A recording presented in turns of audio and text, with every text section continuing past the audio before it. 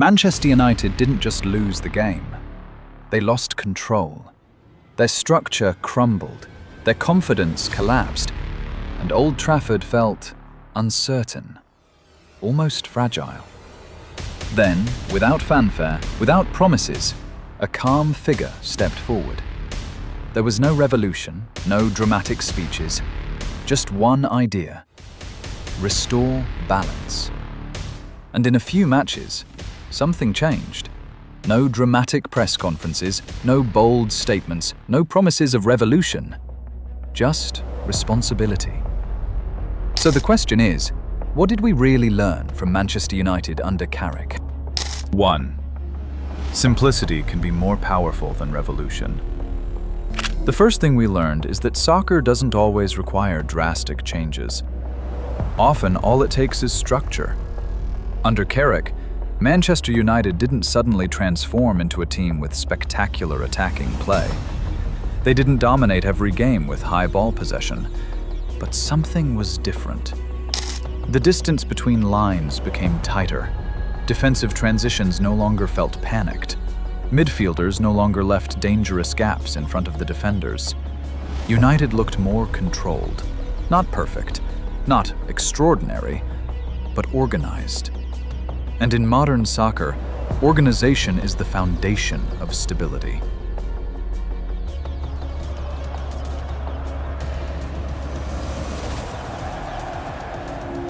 2. When patience replaces panic. The Champions League match against Villarreal CF is a clear example. United did not play recklessly. They did not force attacks to prove something. They did not get carried away by their emotions. They waited. They absorbed the pressure. They maintained their team shape. They believed in the system. And when the moment came, they punished their opponents. Efficient, sharp, without excessive drama. It wasn't luck. It was the result of a more controlled approach. What we learn here is that Carrick understands the psychological state of his team. The players don't need complicated tactics. They need clarity. They need a sense of security within the structure, and from there, confidence slowly returns. Kind of everything you put into a game, whether you're a player or a coach or managing, whatever it is, I think, and as a supporter, all the energy in the... 3. Courage in decision-making. One of the most interesting things about Carrick's short period was his courage. He made decisions that were not always popular. He rotated players. He did not automatically give places to big names just because of their reputation. His message was clear. The team is more important than individuals. In the locker room, such decisions had a significant impact. Players began to understand that their positions were determined by the team's function and balance, not just their status. And that changed the mentality. Movement without the ball became more disciplined. Pressure was applied with better coordination. Every player seemed more aware of their responsibilities. 4. Defense isn't about names, it's about structure. During the difficult period before Carrick took over, United often looked fragile. Not because of a lack of individual quality, but because of a lack of coordination.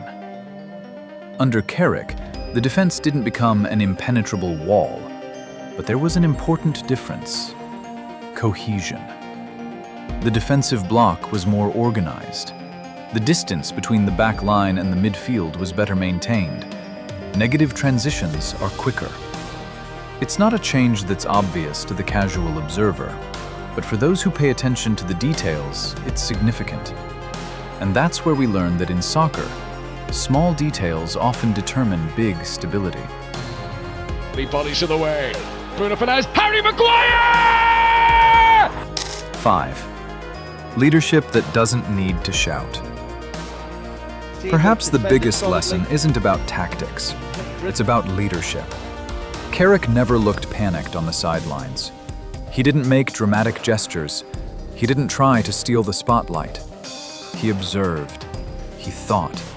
he adjusted. And that calmness was contagious. In high-pressure games, especially in Europe, United seemed more emotionally stable. They didn't lose focus easily. They didn't rush into decisions. Leadership, in this case, manifests as clarity and control, not noise.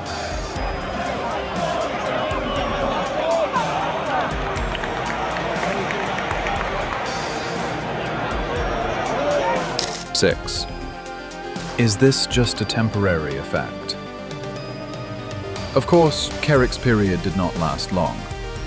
This was not a new era. It was not a long chapter in the club's history.